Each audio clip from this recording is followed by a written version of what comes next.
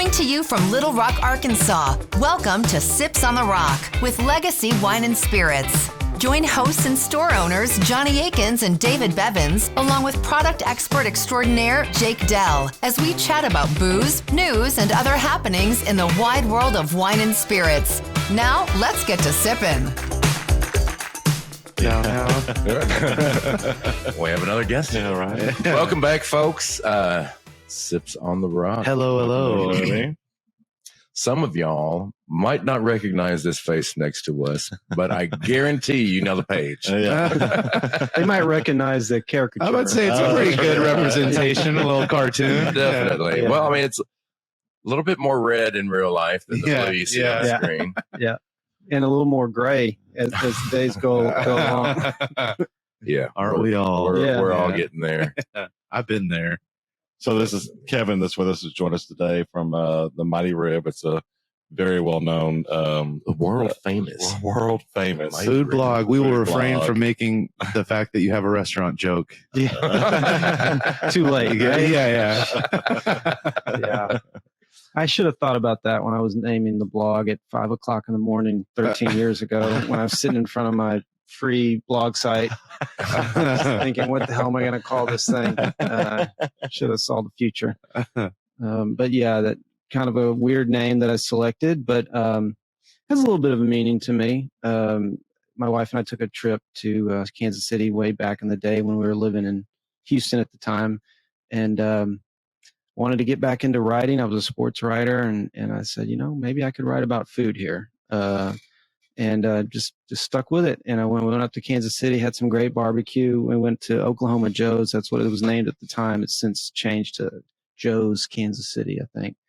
And Anthony Bourdain had eaten there and named it one of his 19 places in the world that he loved. Wow. And I was just like, oh, this is going to be amazing. And it really did live up to my hype. And thing that stood out is the best rib I'd ever eaten. And even fast forward 13 years later, still is. I was like, you know what? I think I could write about food. I'm going to give it a shot. I don't really know what the hell I'm talking about, but I like to eat. I like to eat. That's really, that was really the motivation. And I needed a hobby and I wanted to write. I really enjoyed writing, and went home that next day and went on one of those free blog sites and sat there and go, I got to call this thing something. And, that just popped into my head. That meal was still sticking in your head. Yep. Yeah. That's cool. I've never heard that. That's an awesome story. Yeah. That is pretty cool. So does the restaurant still exist? Oh yeah. I mean, it's as popular as ever. I think they have multiple locations now. The original is in a gas station. When I say that, people are like, "Oh, really?" And it's pretty nice. It's one of those like a nice gas station. Is it Buc-ee's level? Yeah. I mean, not that size, but yeah. I mean, you go there on a Thursday or Friday afternoon. It opens, I think, at like 10:30 or 11, and there's a line usually 20, 30 deep before they open. So they're still as popular as ever. And, people travel to Kansas City specifically for barbecue. Yeah, So that's never going to lose its luster. Although I tell people, I just had this conversation the other day, Kansas City is really a great food town. That's so much more than barbecue. But yeah, it's still going strong. Cool. I don't often- know that I've ever been there. That's oftentimes where you find some of the best food is just like most obscure, like gas station Yep. location, dive, locations. Or, Off the beaten path. Those are my favorite places, really. Yeah. I mean, I cover it all, but nothing gives me more happiness than finding those places that not many people know about, and then using my platform to help get more people going there, help that business, and hopefully they'll flourish. To be able to do that is to help in that process is just, I can't tell you how rewarding it is. It's what really fuels me. It's a really cool thing Yeah, to be doing. it's nice. Makes you feel good. Yeah. So Yeah, Small that's towns around Arkansas, there's plenty of those too, I mean, unknown spots to talk about that you can direct people to who otherwise would never go to that town, just to eat a meal. absolutely. And those small towns are so appreciative when they get any light shined on them. I Yeah. mean, they really are just so nice about it. And a lot of joy comes from that. But I got, the thing that or one of the things that has always been appealing to Little Rock to me, because we've been here 11 years now, and I just am fascinated by how there's so many great places to eat. And at the same time, a lot of people just kind of are in their bubble and they don't know about these places. And I just think it's fun if I can use my platform to say, hey, someone that's been living out here, like where the shop is, where your place is here in Chenal, if I can get them to start eating in downtown a little more, or crossing the river and eating Maumelle, or going south to 630, then we've got some progress being made. So that's what I really enjoy. So you're saying there's more out there than Olive Garden? I am definitely saying that. It's funny, when I was driving here just now, I was, passing all these chain restaurants, and I never have anything against chains. I never bash them, but I just got to thinking, it's like, when's the last time I've eaten at a chain restaurant? I don't even remember. It might have been Olive Garden in Branson like 7 years ago, because that is the best thing to eat. It really is. Branson is, I've said this before on the blog, I think Branson's the worst food town in America. There's just no place to eat in Branson. And so I ate except for the Dixie Stampede, though, right? Yeah, well, food is the afterthought. Don't knock Dolly's restaurant. All right. Fair enough. Yeah. Well, that's cool. So you've been here 11 years, and the pages, or your blog, has been going for 13? It's been going for 13. It started a year in Houston. I was a school teacher, and I wanted a hobby, and so I started the blog. And then about 6 months into it, I got a paid freelance position for the Houston Press. Something ridiculous, like $20 an article. I didn't care. I was like, someone's going to pay me to write about food. Right. And it was so much fun because I was new to it. And, they had so many assignments. It's a huge city. And I was covering something just about every night in my free time, and going to events. And it was just a lot of fun. And we moved 1 year after I started in Houston. My wife is a physician, and she had 1 year of training, her fellowship year.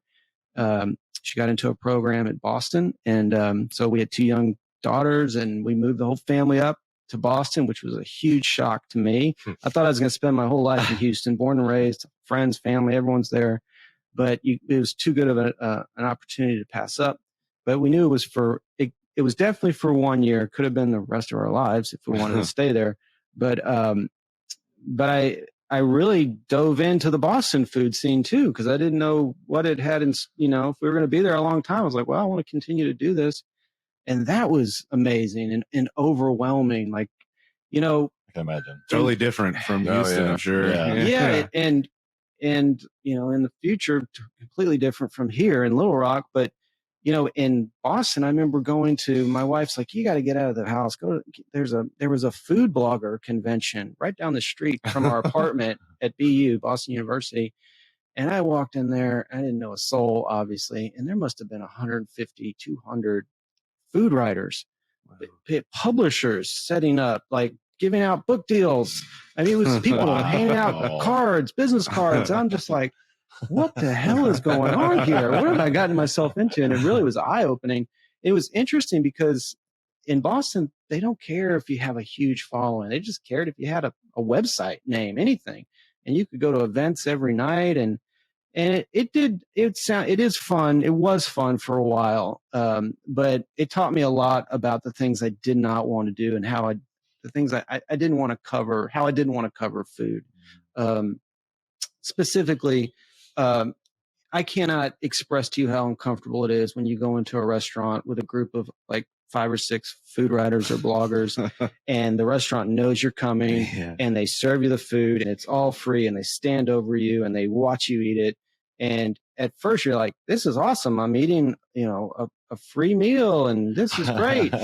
And then, that uncomfortable feeling of knowing like they're standing there, and what are you going to say when someone's standing right over you? Are you going to give your true opinion? Hell no, you're not going to give your true opinion. You're like, this is good. It's just like when you go to a restaurant and something's bad. Most of the time we just go, oh, thank you, it's fine. Yeah, right. Well, and you're not getting a true experience. Yeah, exactly. Exactly. And so I did that for a couple months, and then I was like, you know what? If I want to continue covering food, this is not the way I need to go about my business. I just don't feel comfortable with it.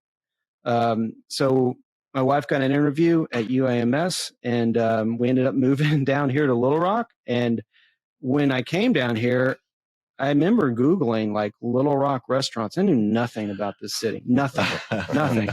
And I mean, in my head, I was like, well, is there going to be a Chinese food restaurant? Will there be at all? Like, those are my thoughts. Yeah. You know, I'm thinking of Little Rock as like a tiny, honestly, I thought all those things. It's next door to the Mexican restaurant. Yeah. And so when I got here, I realized that there were those places, and more importantly, there was not a lot of people doing what I do. So I was definitely a big, not then even, but I was a medium-sized fish in a small pond. And I realized, like, if I can stick to doing this on a consistent basis, then I think I can make an impact. And that's what I did. I just consistently kept going at it.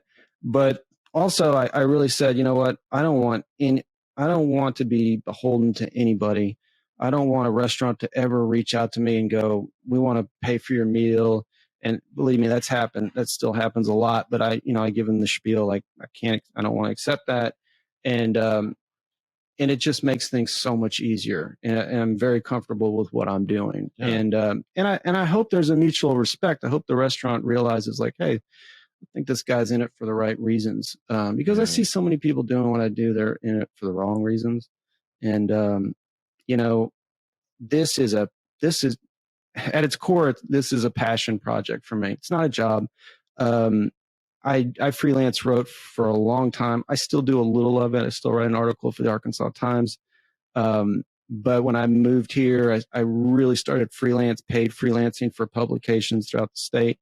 I've backed off of that quite a bit through the years. And I think that the success of the actual blog, The Mighty Rib, is I never monetized it. And that allows me to do things exactly the way I want to do them. No advertisers. I don't have to kiss anyone's ass. Right. It's just wonderful. Yeah. I also realize I'm very fortunate to be in that position where I don't have to monetize things. I can just do it as it's definitely not a hobby. It's gone something much bigger than a hobby. Yeah. But I feel very fortunate I put myself in that position. Saying that it was like being a passion project, like it comes across. You know, Oh, yeah, you can totally. tell. Yeah. Thank you. I really, I hope that, that's what I strive for every day. And it's the hard part about maintaining a blog daily, multiple times a day is, you just have to adapt constantly because you don't want people to get tired of you.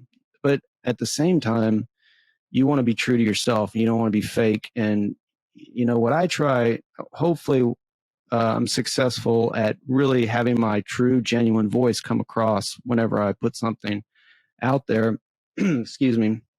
And I think that's the key is that the reader realizes that I'm being genuine. That's who I am. When I get a thought, sometimes I'll just put it out there and see how it lands. And sometimes it, might rub people the wrong way, and sometimes people love it. So, but it's my genuine voice, and there's no corruption. No one's, leading you one direction or the Yep, other. right. Well, I mean, it is an awesome page. And if anyone out there is not currently following it, you need to hightail it to Facebook and follow this page. It is highly entertaining, very engaging. I mean, I don't know that I'd Up there, top two, you and the K Hall Facebook page. Those are the two best Facebook pages. Yeah. And speaking of, until we had this whole K Hall juice thing pop up, and I didn't know until I started reading your stuff and their stuff that the food that they had, I had no idea. And some of their food looks pretty freaking amazing. Yeah. Oh, it's a great food place. Been going there for years. One of the best cheeseburgers in town. Yeah. everyone says the cheeseburger. Yeah, it's probably my top 2 or 3. Wow. So yeah, the food's great there. Darren's wonderful. Sorry, my throat. I got a little tickle in my throat. Well, let's wash it down. I am actually curious. What is the number one? What's your number one cheeseburger? It changes, but there are so many different styles, but I'm going to say, this is how you wash it down. We have to have something here on the show to sip. That's actually perfect. We get so warm. Yeah, thank you. Burn the tickle out of your throat. I was just lying. I wasn't. I didn't. That was a Looking at those bottles, Yeah. getting thirsty, getting parched. Right now, I'd say the one cheeseburger that really surprised me was Copper Grill, because I wouldn't say I'm like the biggest fan of Copper Grill's food, but someone alerted me about the burger, and sure enough, it was amazing. I put it in my top 5.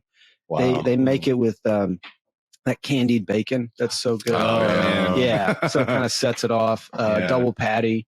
If you want just like a greasy spoon burger, K-Hall, it really is. It really is great. There's one across the river that was very impressive. Marty's. It's a new place in Maumelle that's really good. If you want a nice pub style burger, I love Ciao Baci.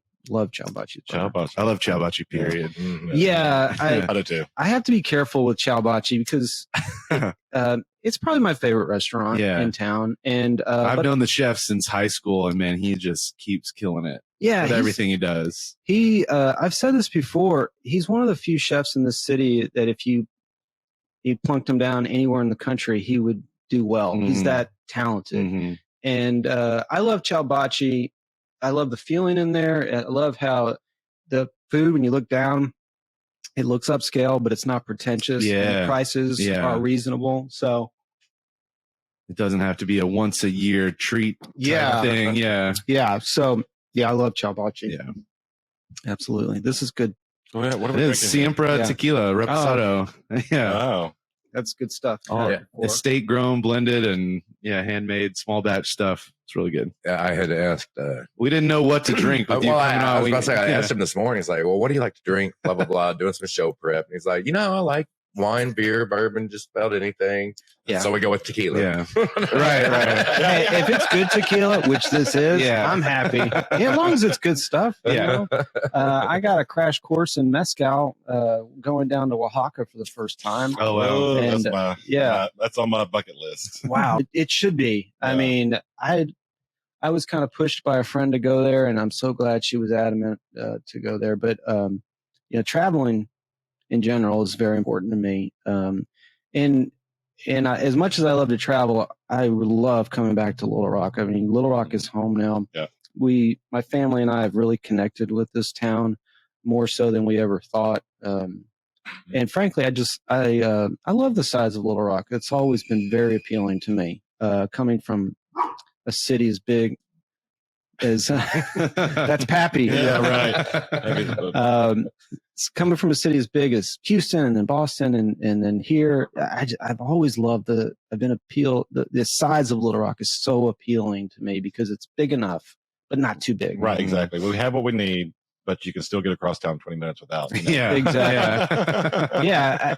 When people complain on the blog about, we don't have this and we don't have that, and I immediately tell them, you know what? We also don't have traffic. Right. Yeah. So we don't have a cheesecake factory. Yeah. Oh, no. We will never get one. Yeah.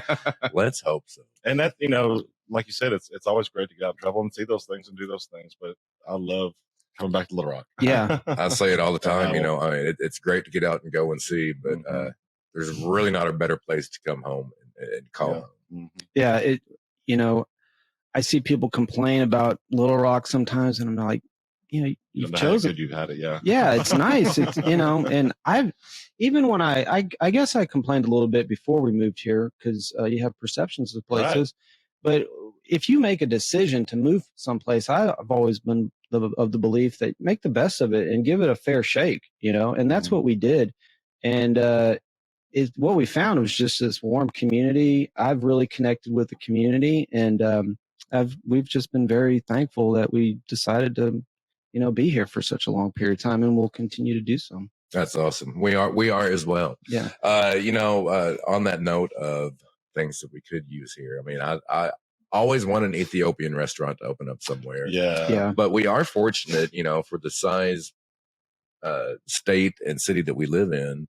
We do have a pretty eclectic scene. We do. There's a lot going on across town, and just look at Rodney Parham, for instance. I mean, it's blowing up what's going on over there. We just went to was it Red Bull yesterday. Red Bull. I've heard good things about it. Good. I've been kind of waiting to the reviews at the beginning were very mixed, and now I'm starting to hear it's really good. It's really good. The food's good and fast. I mean, it's not. Ambiance is not great. I mean, it's just four walls and some tables, but it's good food. Yeah, and Rodney Parham is I know the tornado kind of went through there and it's done its devastation, but there's a lot of good things going on in that street. A lot of good Indian restaurants. There's going to be 2 more Indian restaurants coming on Rodney Parham. There's a lot going on in that area. Red Bull, as you mentioned, to join some of my favorite restaurants. You've got I think it's my favorite Mexican food place is El Palenque, tucked in the corner there. Love it. Layla's. Layla's. I mean, like so much going on. Even just where Red Bull is, you got the halal market, the Irish pub, the dim sum, the new Indian going in. I mean, that whole shopping center is like, visiting another country. It's like everything's there. And not to give away too much of this article I'm writing for July for Arkansas Times, but it's really the piece is about all these different areas in central Arkansas that are really, I don't want to use the word exploding, but like they're on the up, you know, and it's, we just touched on one. I mean, you look at all the different Soma, you look at Argenta, Benton. I mean, Benton has really got some good things going on. Conway. I mean, have you been to the roundabout, the Rogue Roundabout? It's brand new. It's a brewery. Oh, wait, in Conway? Go to it. It'll blow your mind. It's beautiful. It's absolutely beautiful. Food's really good. This place. I haven't either. It's a microbrewery. Yeah. Don't threaten me with a brewery. Right. Met the owners. They seem like really nice people. It's a huge space. That I'm telling you right now, that place is going to just transform their food scene. Wow. They've got other things coming. That's exciting. So I'm looking around and all these areas in central Arkansas. I'm like, man, I know it's not perfect, but we're starting to see a real rise in the number of places, but also quality and local spots as well. We've been on a local kick here for the past couple of episodes talking local products, local services, and you can't stress the importance enough of supporting local. Right. It's what built this state. It's huge. And the thing that I really enjoy personally about my blog is that I get to interact with the readers, and they get you're not just writing a newspaper article and like just throwing it into the air, never hear any feedback unless it's bad. It's a back and forth, which I love. Open dialogue. But also what I'm really pushing for more than ever now is for the businesses, not just the restaurants, but liquor stores, bakeries, doesn't matter. I want them to interact with people on my platform, because I feel like it is a safe space, like you don't see a lot of like arguing, I think people know what I'm about. And, the audience has questions about restaurants, and when they tag a restaurant or a liquor store or any place, I want that business to respond to them. I love, when you do the weekly and you're like, please, businesses, like respond in here and like, let's get some more, dialogue going on. I will tell you, I've tried to make it a general habit of not looking at comments because people can just be ridiculous. But I love going through yours because, you'll just bait them and say, beans in your chili, yes or no? And it's like it fills up, Pressing topics. I've backed off on a lot of that just because it does get heated. Golly. But it doesn't seem like, it seems, it's just a fun, banter, get back and forth, and get out of control. It doesn't seem. And I really hope that I can let people know that it's important to treat businesses with respect. It doesn't have to be Pollyanna, Right. I feel like I definitely have a positive spin tone on my blog, but when something's off, I'll let people know about that in a way that I feel is not going to be damaging to the business. Absolutely. But it's that interaction from day one when I started 13 years ago. I remember that little post that I wrote. that word interaction was in there. And it was important for me from day one. And it is now more than ever that we have this interaction. And it's not just between me and the reader. I want the businesses to start having that interaction. I'm sick of the excuses. I hear it all the time. I don't have time. I'm running a restaurant. You got time. Everyone's got time. Yeah. That's all bullshit if you don't think you have time. Right. You're checking your Facebook multiple times a day. Yeah. You're seeing the stuff out there. A simple thank you. A simple acknowledgement. Acknowledgement. Like when a guy writes a 200-word paragraph on my site and he tags the restaurant and they don't respond, that's not good. Yeah, I mean, that's... Yeah. Why do you have a Facebook page if you're not even going to look at it? Yeah. So...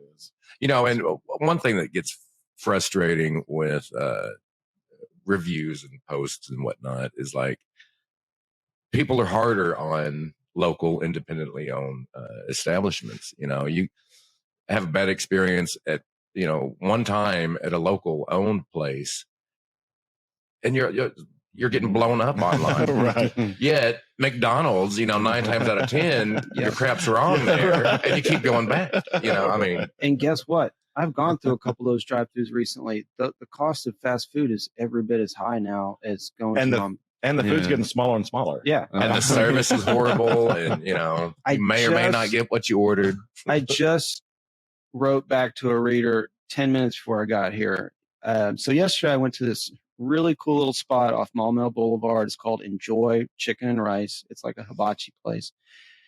And they've been open 2 weeks. There was one other person in that restaurant with us yesterday, and the food was fantastic. And that's when I get really excited. I'm like, you know what? This food is. I'm looking at my buddy that I'm eating lunch with. I'm like, this food's great, man. He's like, it is. And I'm like, I need to get my ass online and let other people know about it. And to me, it's just so much excitement for me. I love that. It's energizing. And so I did that. And we posted a couple pictures yesterday. Sure enough, they had a rush of people, and the guy, awesome. I think, it was good and bad into it because I think he kind of ran out of a certain food. Yeah. So this reader was angry about it, voicing it to me. And I said, listen, man, it's a local spot. They've been open 2 weeks. Why don't you give them some grace? Yeah. And not only give them some grace right now, but why don't you give them a little time and then go back there? Right. But I hear it all the time. I'm never going back to that place. Yeah. Like they wanted to, do something bad to him. So we all just need to have to wait a minute. This guy was like, he was angry because they ran out of rice. I'm like, yeah, that sucks. That's unfortunate. I'll bet they're upset about it too. Right. They're ecstatic they ran out of rice and they can't make more money. But I try to use my position to calm people down sometimes without throwing gasoline on the fire, so to speak. And how I deal with readers is definitely improved through the years. That's something I've gotten better at. It's easy to just lash out, and I still do it from time to time. But instead of hitting send, I literally write out and just walk away for about a minute, and I come back and go, "That's stupid," and delete and go about my day. I have deleted infinitely more than I've ever posted. Yeah, right. Yeah, you ain't kidding. Because we still have a business. Yeah, right. Exactly. Yeah, I mean that is another thing. Because this isn't a business for me. I can get away with a little more. I can be a little more brazen with how I talk and write. But at the same time, I try to be as respectful and as professional as possible most of the time. Right. Well, so we talked favorite burger, favorite restaurant. Where is your favorite drinking establishment? Oh, yeah. Let's get into some booze talk. Yeah. Let's see here. There are two bartenders that really stand out as far as they know their stuff. Merrick Fagan at Chalbachi. He's great. Known him for a long time too. Super creative PA guy, right? You said did you go to school? No. I've known him through the industry from years ago. He's a Catholic boy. I thought you said you went to school with Chef Owens. No, I've just known Jeff through since high school. Yeah, I know Owen went to PA, but Merrick's great. He works at Chalbachi. I love it because it's a small bar and you can sit up there and just kind of be on your own and your own thoughts. I love Raduno. and they've got a very creative cocktail bar. They do. And it just gets better and better. They got one of the best beer selections as well. So you can do, they always have great beer. wine as well. So anything you want there is nice.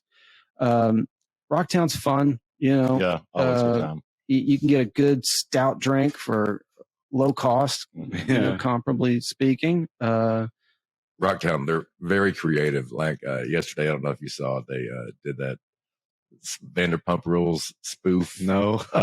So you have to follow the show to appreciate it. It was hilarious. Amazing. They've got a great marketing team. They do. It sure does help when you got a team to do that kind of stuff. Abby is in charge of that, and she's wonderful. Yeah. But those spots, gosh, the Fold's good to have a margarita. I in general, I prefer to actually sit at the bar when I go to a restaurant, whether it's just me by myself or with my wife. The service is always great. They're right in front of you, and you can just get a little bit more FaceTime and kind of watch tell me what's up. You can watch the cocktails being made. And I do, and I'm definitely an extrovert. I love just kind of conversing with folks around me. So I enjoy sitting at most any bar. That's awesome. Nice. Yeah. Very cool. And what are you ordering at that bar? What's your go-to? Well, when I have a bartender, there's probably 10 of these around the town that I truly trust. It's kind of what I told you when you messaged me earlier today. Make whatever you're feeling, right? Or make something that maybe you want to bring out on the fall menu. That you're working on currently, workshopping. Test it on me. Let me be a guinea pig, because there's only a few things that I just cannot stand. I don't like the licorice taste, so that's going to rule out the absinthe. So other than that, I'm game for anything. I guess my standard drink, I love a really good old fashioned. It better have a big cube in it, or I'm going to raise some hell. But you go just like anyone else that likes good quality alcohol. I go through my phases. Sometimes I find myself going to these wine dinners that I really love, and drinking. Pairing that perfect wine with that course, and seeing how and tasting how it just transforms the food with a sip. Yeah, and there's nothing. I mean, it's totally nerdy, but there's nothing more exciting than actually coming across that perfect wine and food pairing. When when they do it right, and you're like, man, this is perfect. Yeah, somebody really used their brain on this. I know. Wine is the one area that I've kind of stayed away from, only because I figured out from at the beginning that if you are not an absolute wine aficionado, you better stay the hell away from it, because people are going to expose you. And the type of people that are going to expose you, they're going to keep exposing you. You all know this. Yeah. I mean, you got guys down there that can answer every question in the world. But if you hired someone that can answer only half those questions, then they got problems. But well, that's exactly why I tell everybody, if you don't know the answer, don't make something up. Yeah. Go find the call somebody over who knows. Yeah. Call somebody over that knows. Don't. And I drink wine. I enjoy wine. And I got here a few minutes early. I went and looked for my wine that I always get here. I don't know if you have it. It's a Petit Taurus. It's we usually always have it in stock. I don't know if we literally have any today, but I hope you do. I'm low. But I love that. It's not even that expensive. No, it's awesome value. It's a vino wine. Vino was doing all those wine dinners during COVID, and that was weird, but I thought they did a great job. Like going to Petite and King, picking up 4 courses and 2 bottles of wine and going home, and then they were doing live casts on it. The really cool thing about these local distributors is they're actually out there working their products, and they're doing these events, and they care about moving these wines, and they care about the wines themselves. And I love those events. Yeah, they don't just get lost in the portfolio. So. Yeah, absolutely. And boy, those events are starting to pop up more and more. It's getting crowded. That field is getting crowded. And I have to really be picky and choosy about which ones, because they get expensive. But they're wonderful, and it's a great chance to usually meet the winemaker, and you get, it's usually 20, 30 people, and you can kind of walk around and meet new people that have same interests. So I love those wine dinners. I'm a big fan of them. Allsop does them, Petite and Key. They're really. I love Allsop. It's really good, and they're a good cocktail place too, by the way. They are. Dylan Garcia is kind of manages the bar area there. He's the GM now, And he was at the pizzeria for many years. To me, I've been saying this a long time. He makes the best margarita in town. If you're listening, and you want a good margarita, his is still the best in my book. You said you don't like licorice flavored, kind of drinks. Are there certain foods you just say, no, thank you? Oh, that's a good question. It came up the other day. The thing is, if I don't like something, I will keep trying it you never know if your palate changes through the years. And the most prominent example of that is liver and onions. I don't, there is no dish in my mind that I can think of that looks so good, but tastes like. I know. I 100% agree. And my wife loves it. Yeah. Like we would go to Luby's back in the day. I remember when we first got married, and she'd get liver and onions. Like, God, it looks so good. And I'd take a bite and spit it up. I mean, it's really that awful. So I can't eat liver and onions. I've tried. I'll eat just about any organ. I've tried several through the years. I'm not big on kidneys and stuff like that. But sometimes if I really trust the chef, I remember I was doing these mighty rib dinners. I still do them from time to time. But 6-7 years ago, I went to Table 28 and I said, "Be creative, Chef Rains. Come up with a menu that'll be fun. Everything's got to be off menu. I want you to be creative." And I said, "I'll stay out of your way. That's all you're going to hear from me." And sure, he was very creative. He came up with 6 courses, and every course had a different organ in it. Oh, wow. It was Take fun. a tour through the body. Yeah. It was fun. And I got, in that setting with a chef that I really trust, and I know that he can pair ingredients and prepare that organ correctly, where it's not maybe chewy or minerally or whatever. Spoiled. Then it is fun. And I'm thinking back on that dinner. Most of it I really did enjoy. It might have been a course that I was like, it's not my thing. Right. But I'm pretty much open to anything. Yeah, and that's why you do have to keep trying things, because you're going to come across this, a chef that just happens to do it, to where it's palatable or actually really good. I used to hate Brussels sprouts. Yeah. And now there's restaurants everywhere that just had some last night at the pantry. Yeah. I mean, fantastic. Well, we went to a place in Austin. Next time you're in Austin, you need to go to Abba. It was incredible. And the Brussels sprouts, I still think about it. I remember he came back telling the tale of these Brussels sprouts. The most amazing. Sit around the table, y'all. I got something to tell you. You went to Austin, 6th Street? No, Brussels sprouts. Brussels sprouts. They were amazing. Yeah. Oh, yeah. Biggest takeaway from Austin. Brussels sprouts. It happens all the time on the blog. I'll go to a city, traveling. I was in New York last week, and I posted, I forget what it was, but it was something a little different for most folks that live in Arkansas to be eating. And, half the comments are, yuck, it's disgusting. It was a bagel. Yeah. I did have one for that smoked salmon. I'm not eating fish, raw fish. Lord. Yeah. And then every time I respond to one of those comments, they'll, yuck, disgusting. I'll say, well, have you ever eaten it? You ever tried it? Well, no. Right. I mean, I get that happens all the time. I'm sure. All the time. How can you say something's yuck if you've never even given it a shot? Right.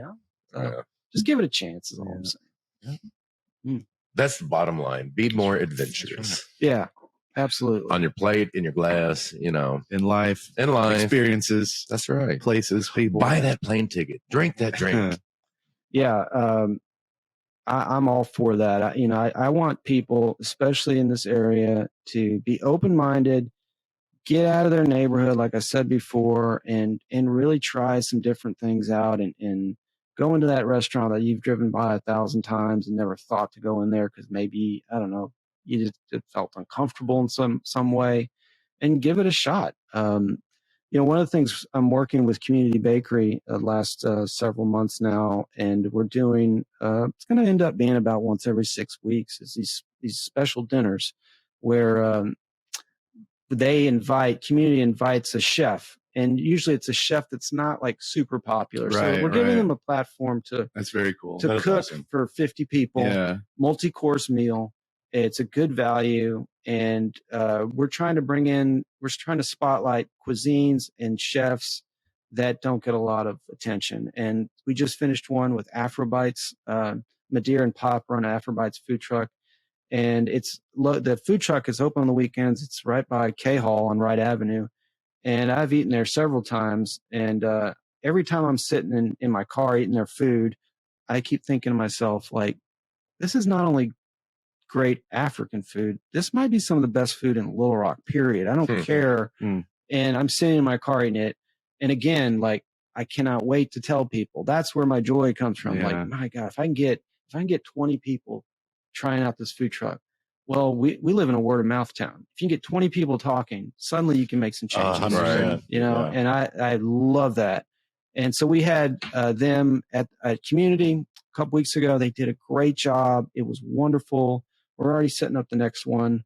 And those are the types of projects that I'm really enjoying getting involved in, doing a lot of work with nonprofits over the last couple of years. So I've really changed focus, cut back my writing a lot, and I want to use my platform to help some local organizations and reach out to restaurants and get them connected. And I'm definitely in a good place right now. It's taken me a long time to get there.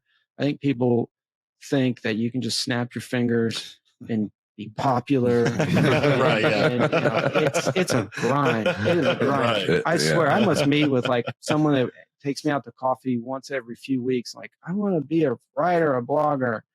And I'm just thinking in the back of my mind, you're going to quit in 3 months. Right, because you've got to love it. I mean, you got to be passionate about it. Yeah. And I love it. It's the only reason I've been able to stick with it for so long. I mean, 13 years. That's a long time. Yeah. I mean, I truly love what I'm doing. I'm fortunate to be able to do it.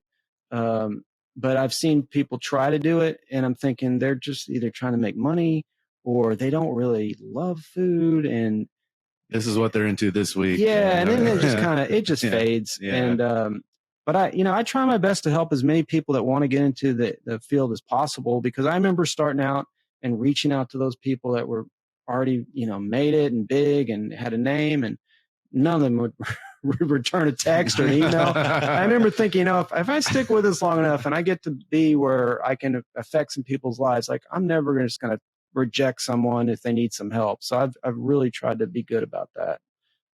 Because it's tough when you're starting and you don't know what the hell you're doing.